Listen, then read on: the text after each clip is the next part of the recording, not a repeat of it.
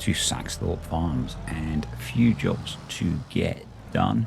There's still March 2, following on from the last video where we got this field planted, and we are going to get the field rolled. Well, course plate is going to get the field rolled. I'm actually knocking the working width down a bit because I want to minimize the area that it misses. So I figured that was a way of doing it. Something that I do sometimes with course play, along with upping the headland overlap.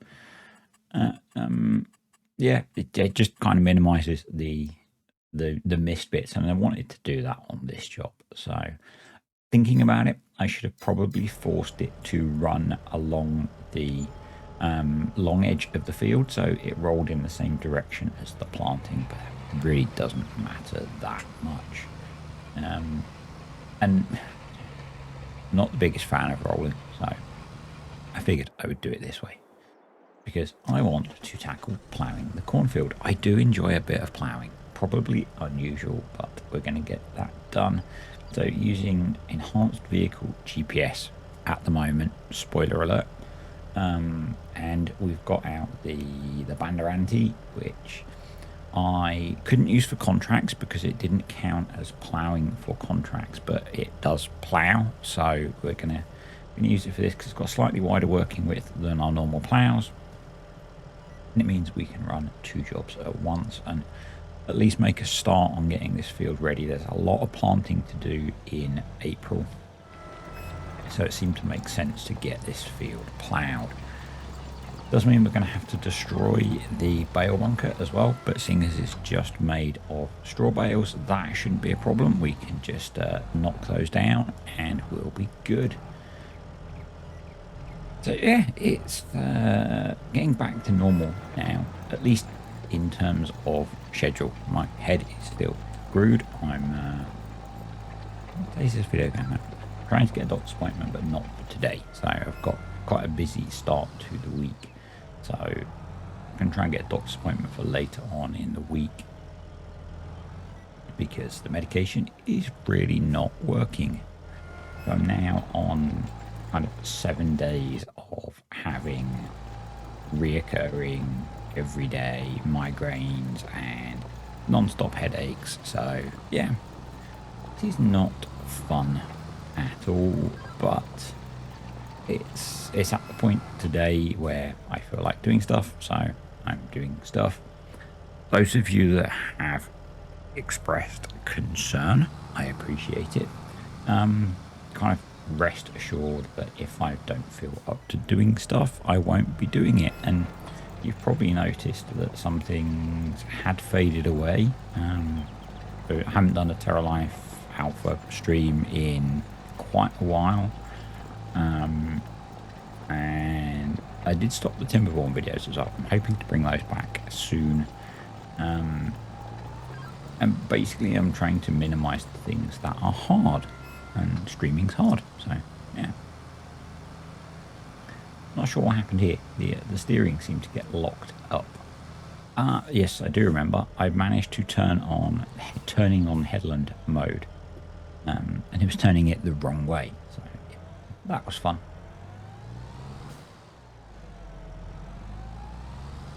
You will notice in a moment that I'm not sure how soon I bring it up. Basically, this thing is not ploughing properly. So you might notice actually there's a bit of a weird with the working width. So the working width is set right. I actually end up going into the i3D file to check, but it keeps overlapping. And I don't know if that's something funny with the plough or something funny with enhanced vehicles GPS functionality. The work area is set up slightly unusually on this. It could be that. There are multiple work areas. It could be that. I don't know. But yeah, I was kind of battling it a little bit. I don't know if I show it. I end up increasing the working width to 4.3 meters to see if that helps. It doesn't. I think in the i3D file the working width is something like 4.22 meters. But as I said, if you look now, when we look at the map, you'll see that Only part of it is showing as ploughed. I'm not sure. It may have been that it needed create fields turning on, but I decided to just sell this thing, so I can't use it for contracts. It appeared to not be working to plough the field that I wanted to plough. So we've got the two other ploughs that I brought, so this can be sold and we can recover a little bit of cash. Does mean that I can't actually get this field ploughed yet because it will be a double plough job, but we're going to get that repaired, not repainted. I'm spending £8 repainting it, jeez.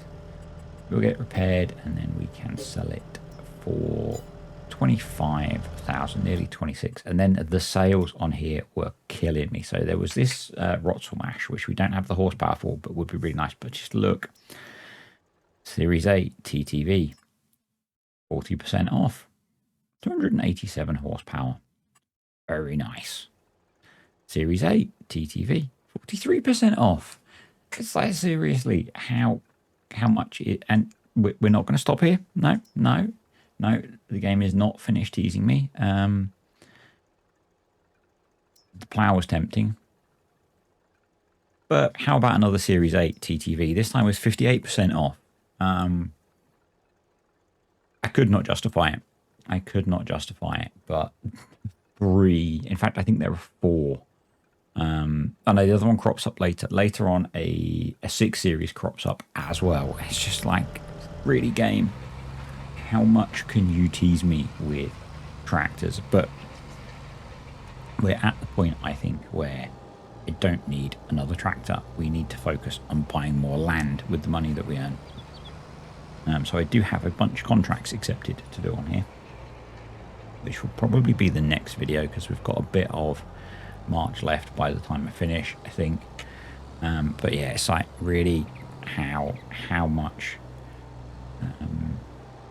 It'd have only been worse, I think, if it was a 9 series. If it was a 9 series, I might have just said screw it and borrowed the money. Yeah. Anyway, so it's the next morning. Let Courseplay finish running the rolling, because basically I want to use both tractors to do the ploughing so we can speed it up just a little bit. I'm going to have one on Courseplay, one with me working kind of stuff that I've done before, but it's a really nice way of doing jobs like this. I didn't want to just let Courseplay do it all, but I didn't want to do it with just the 1.3 and a bit me to plough. It would have taken so long. So let's get this thing dismantled. So we need a little bit of cash back. Obviously, the farmer we borrowed the bales off has given us a bit of money back. We've left them in half decent condition. Update on that, I believe it's still in testing with Giants. I've not actually spoken to Cartech over the weekend to find out. But yeah, I think it's still in testing. So we're going to go double implement. I think I ended up doing 4 headlands.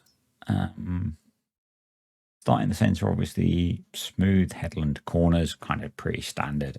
Maximum overlap. I would recommend when you're doing this having a big headland overlap, because it will make your job easier driving the other headland. But yeah, 4 headlands, 2 implements. So essentially 8 headland passes.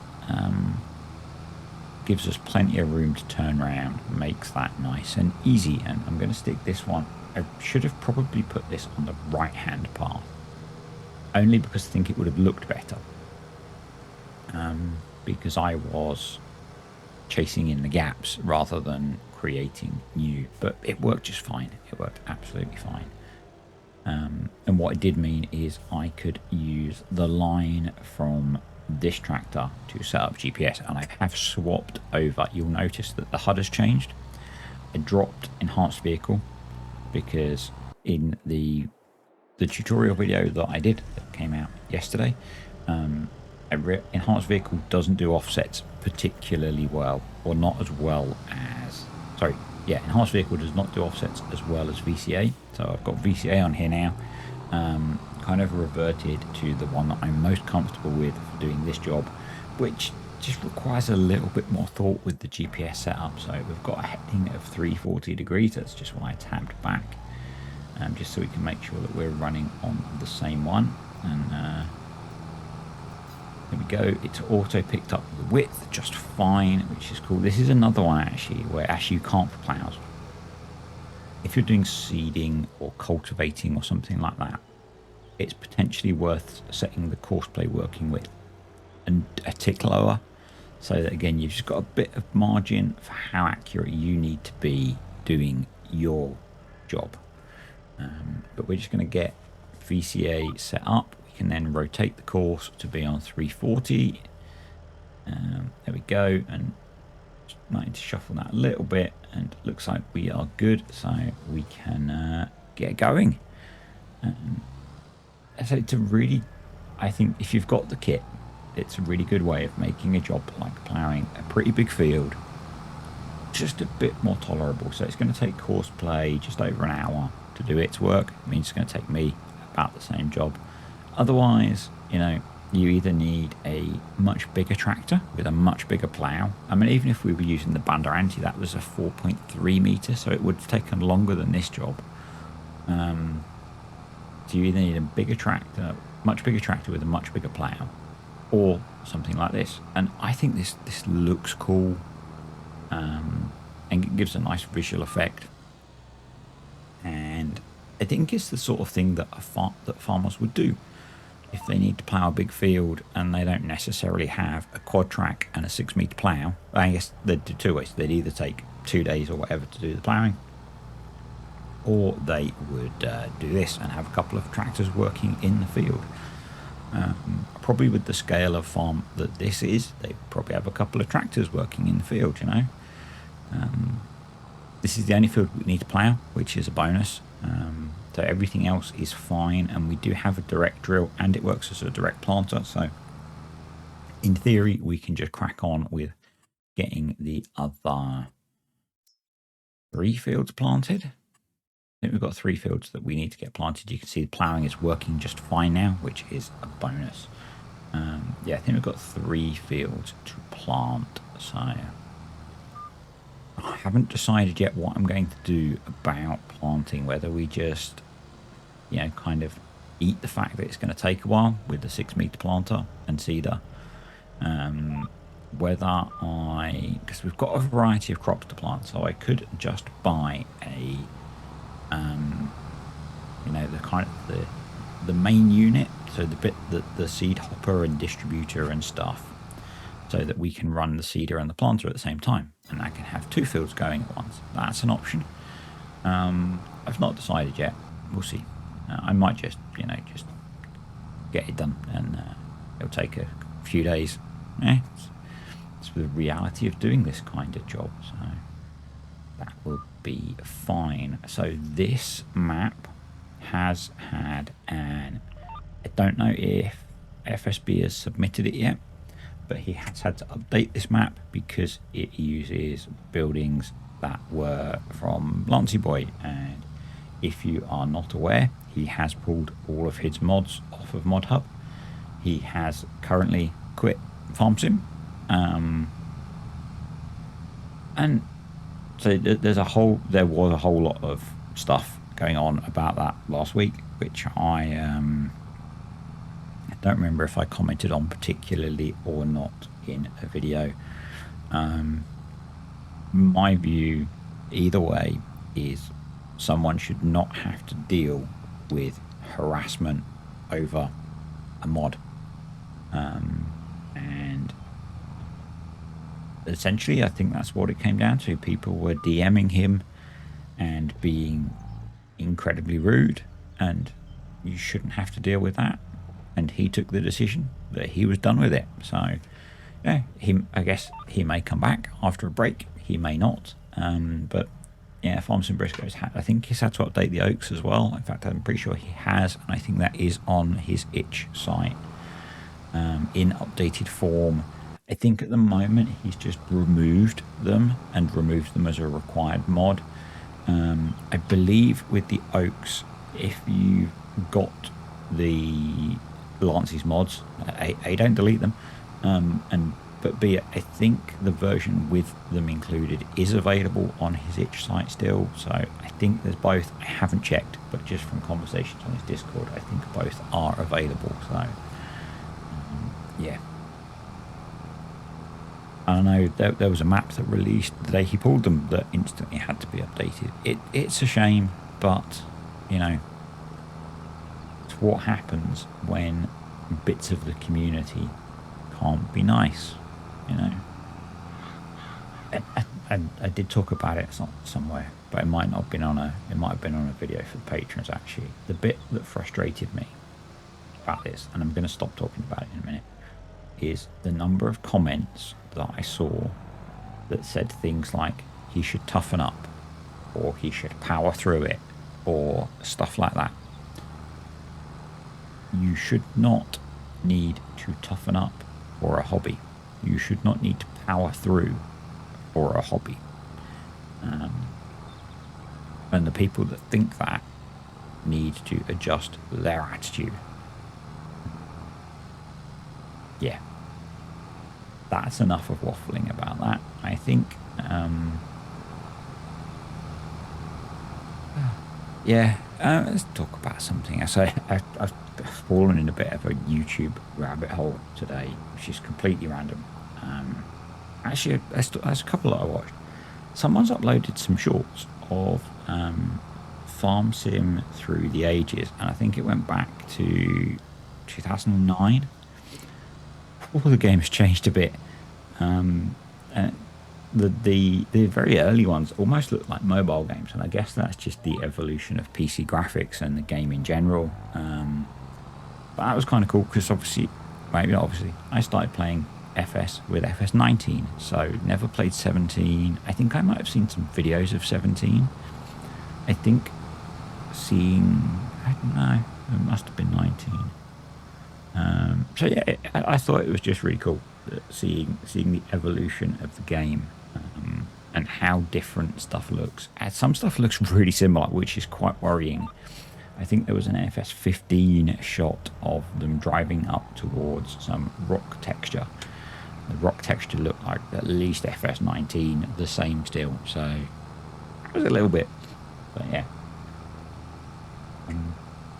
that was kind of cool. Yeah, so as I said, I think the first person I saw playing Farm Sim was a guy called Sim UK. I've spoken about this a fair bit before, so bear with me.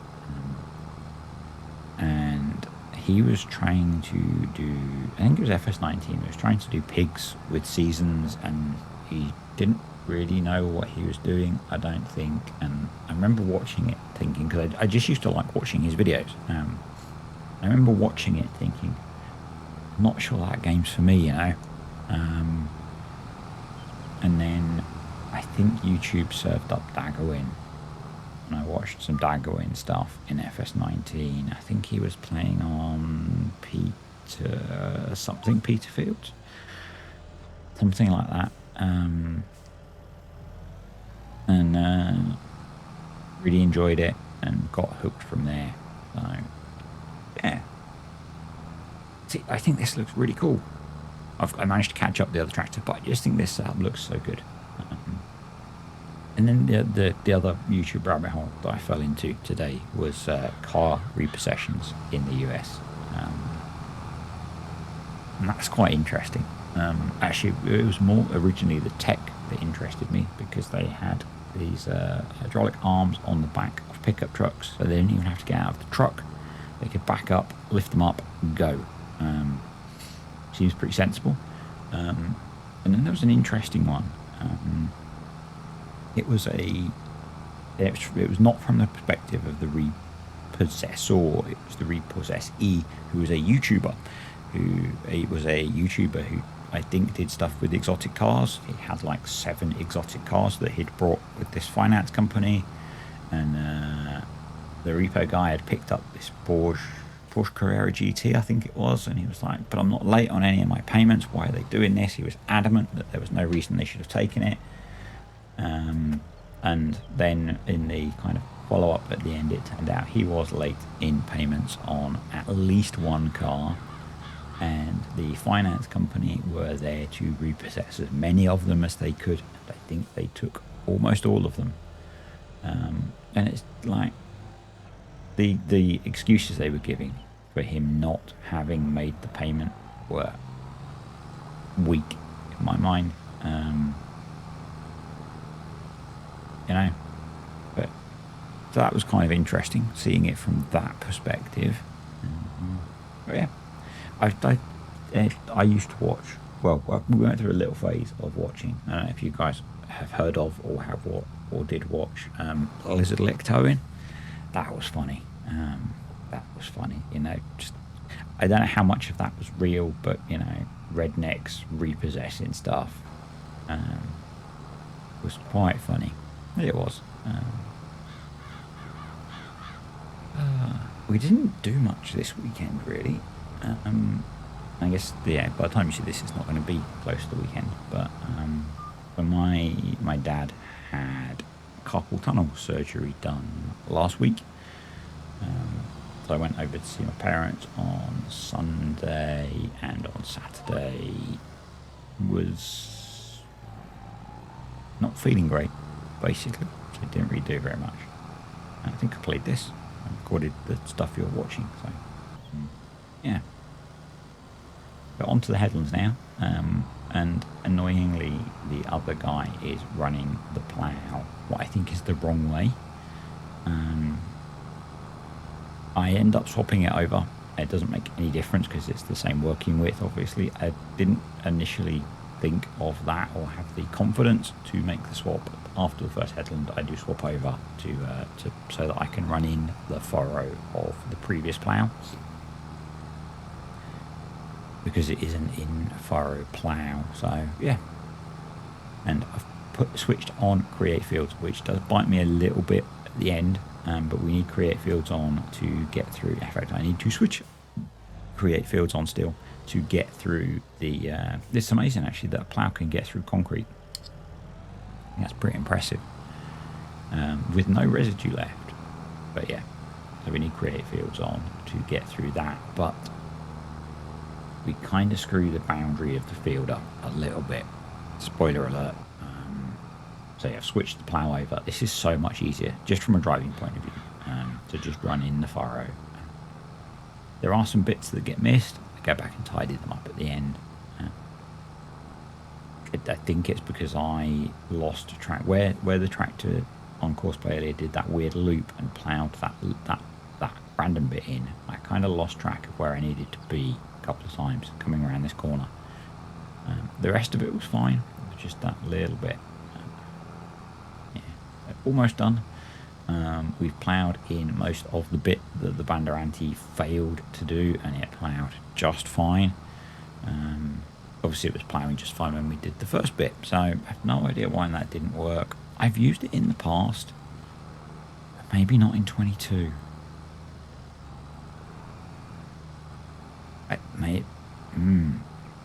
Maybe the only time that I've used it so far was on that contract that it wouldn't work on.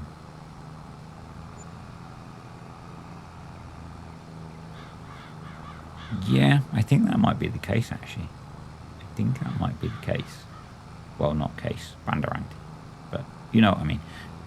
Actually, speaking of cases, and I think I've said, so long term, I would like to get a quad track on here.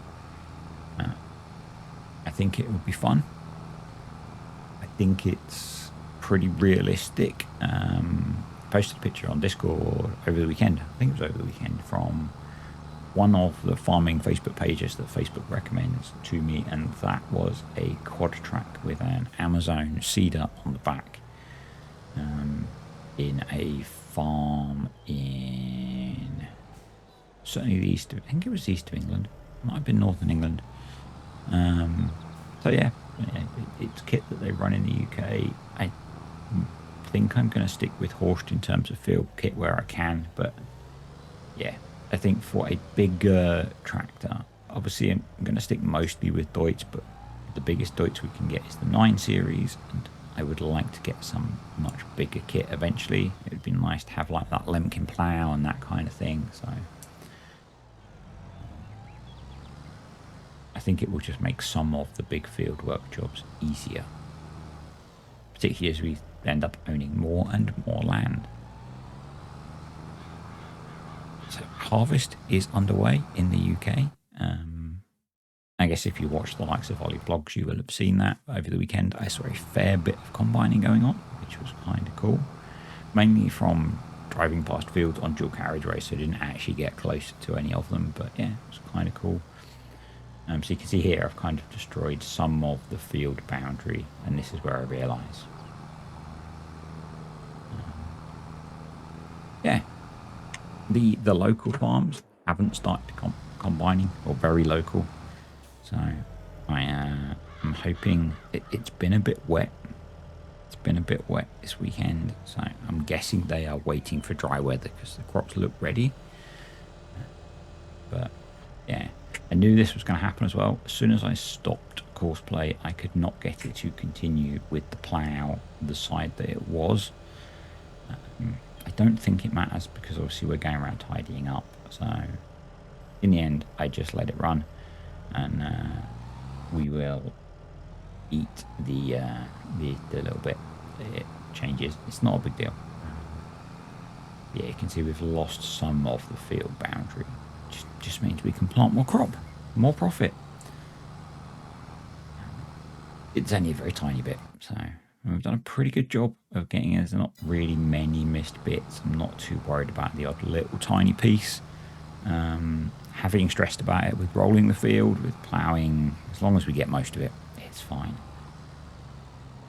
I guess that would be the benefit of using a single big plough and doing it myself. I probably wouldn't have missed stuff. I'd say that I might have. What I've done in the past with that kind of thing is have another tractor with a small plough and do the tidying up with that. Getting to something like a quad track is obviously quite a long-term thing because we need to buy a lot of land first. I have got to admit, I did look at how much the cow farm cost at one point. I think where with the Farming the Decade series, the cows kind of faded out over the winter because I wasn't having them as part of the main gameplay. I've kind of missed doing animal work, and that should be coming back in there. So hopefully that will scratch that itch, because we're quite a long way from being in a place to actually support animals. So I do have Maize Plus enabled on here ready, but you know, we sold all our maize silage, we sold all the straw, we have no grass fields, we have no grass working kit. So we're a pretty long way from being able to do that kind of thing. I mean, with the way our crop rotation works, we could easily put in some grass cover crops as breaks between planting to get some silage and stuff. And obviously, with the plan to own the whole map, at some point we will own the cow farm, but I want to focus more on the arable stuff first. On here, we'll be doing cows on Glenlarthen, so I'd say that should scratch that itch, and we should be fine. It's just such a nice looking farm as well, but I really like the way the farms are set up, and I might have to tweak the seed sheds because they don't fit very well with the kind of bland, flat UK style buildings. But they make life so much easier. So anyway, we are pretty much done. So I'm going to say thank you to the patrons and the YouTube channel members. Appreciate you guys supporting the channel. If you've enjoyed the video, click the like button. Any comments, questions or suggestions, stick them below. If you haven't already, go and watch the previous episode of Glenlarthen because there's a cool thing in there. And I will see you next time on Saxthorpe Farm.